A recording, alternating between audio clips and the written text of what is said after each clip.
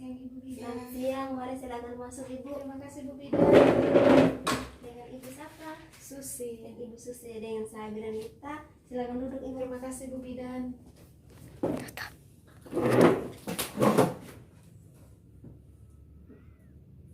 Ibu, ada yang bisa saya bantu? Oh iya Bu Bidan, begini Bu Bidan, tadi pagi saya ke kamar mandi, saya mau mandi, tapi karena lantainya licin, jadi saya jatuh. Saya takut terjadi sesuatu dengan bayi saya Bu Bidan. Ibu, sebentar saya akan periksa lagi keadaan Ibu dan saya akan menjelaskan kepada Ibu hasil dan pemeriksaan dan kira-kira trauma apa yang terjadi pada Ibu yang jatuh dalam keadaan hamil. Iya Bu Bidan. Ibu, permisi, saya tutup pintunya dulu.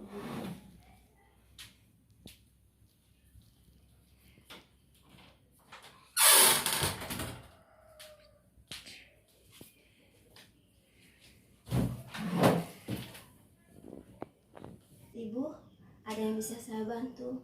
Oh iya Bu Bidan, begini Bu Bidan, tadi pagi saya ke kamar mandi, saya mau mandi, tapi karena lantainya licin, jadi saya jatuh. Saya takut terjadi sesuatu dengan bayi saya Bu Bidan.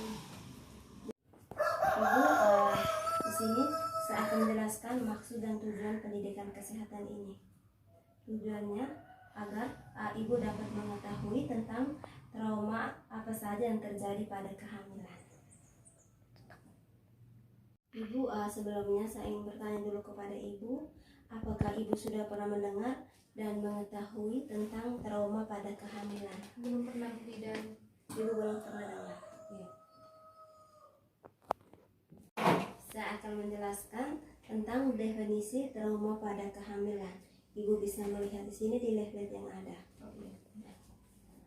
Trauma pada kehamilan ini adalah tekanan atau perlukaan yang timbul baik oleh benda tajam maupun benda tumpul yang dapat mencederai janin maupun ibu itu sendiri, yang dapat berdampak pada trauma secara fisik ataupun psikis.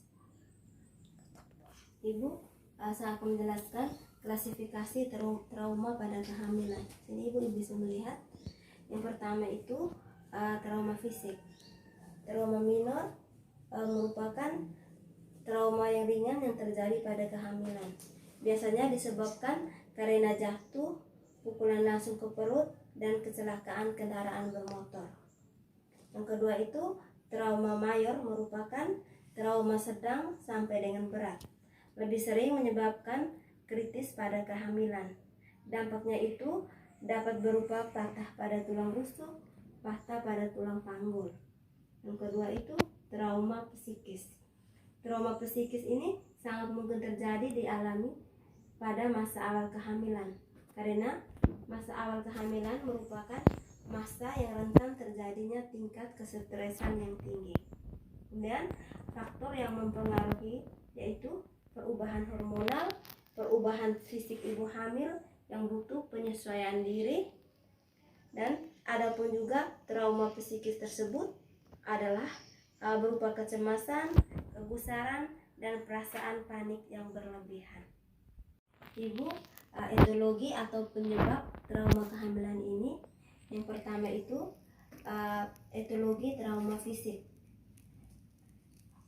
adalah adanya benturan keras, KDRT atau kekerasan dalam rumah tangga, kecelakaan kendaraan bermotor, jatuh, luka tembak atau luka tusuk. Yang kedua itu zat-zat kimia atau konsumsi obat-obatan terlarang, terkena atau tersiram air keras. Yang kedua itu etiologi trauma psikis. Yang pertama itu faktor usia kehamilan risiko tinggi, faktor pola hidup tidak sehat, faktor sosial budaya yang kurang mendukung, dan faktor ekonominya yang kurang memenuhi. Ibu, tanda gejala trauma fisik dan psikis ibu hamil. Tanda gejala trauma fisik itu yang pertama, adanya memar, laserasi pada jaringan tubuh, kemudian udem atau pembengkakan daerah tertentu, terjadi perdarahan, pecahnya ketuban, atau terjadinya kontraksi sebelum waktunya. Bisa saja terjadi shock neurologik dan hipotermik, patah tulang atau fraktur pada bagian tubuh. Yang kedua itu ibu, tanda gejala trauma psikis. Pertama, reaksi cemas, terjadinya takut, cemas dan paniknya berlebihan.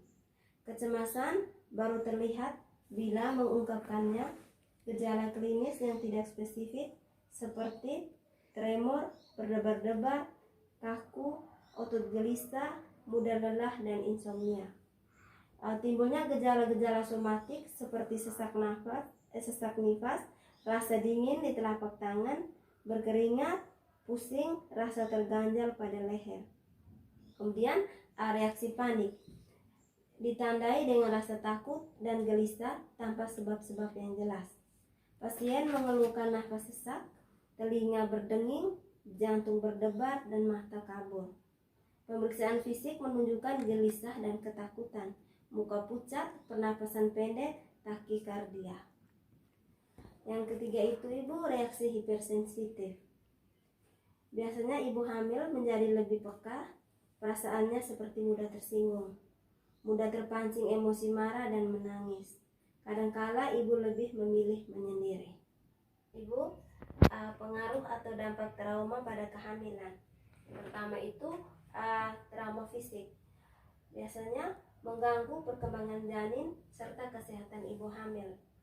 Memicu timbulnya abortus pada kehamilan, terus memicu timbulnya perdarahan pada kehamilan, kemudian menyebabkan timbulnya shock neurologik dan shock hipovolemik pada ibu hamil.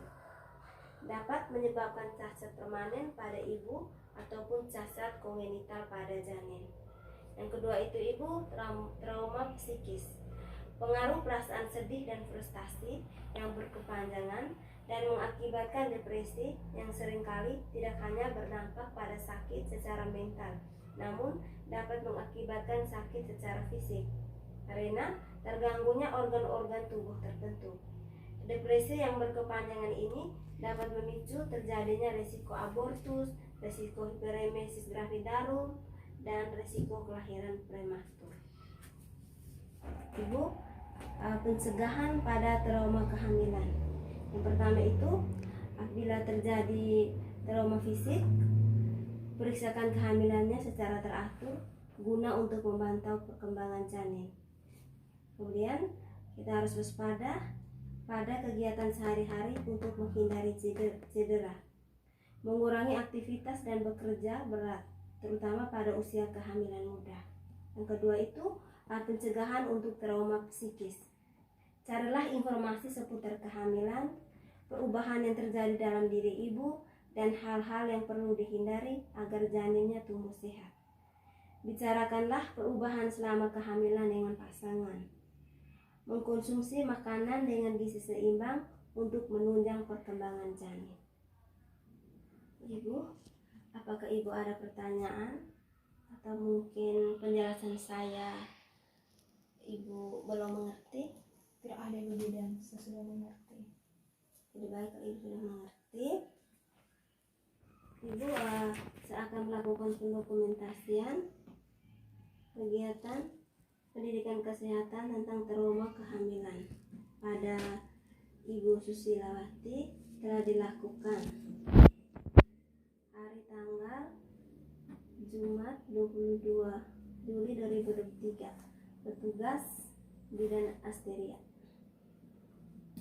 Ibu, terima kasih banyak. Terima kasih juga Bu Bidan, permisi.